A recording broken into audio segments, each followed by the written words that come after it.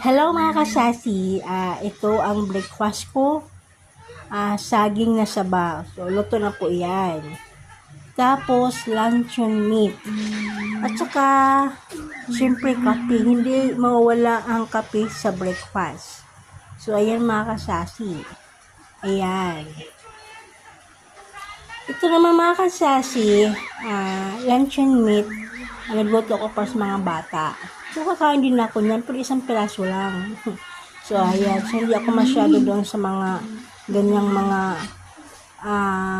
mga, ulam. Ayan. Kakain din naman ako niyan, pero hindi marami. So, ayan, banana, saging na saba, luncheon meat, kape. So, ito kay Rafi. Ayan. Rafi. Hello. Ayan si Rafi. Ayan kay Rafi.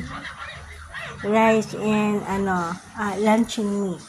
So, ang sa akin naman is saging na saba. So, ayan mga kasasi.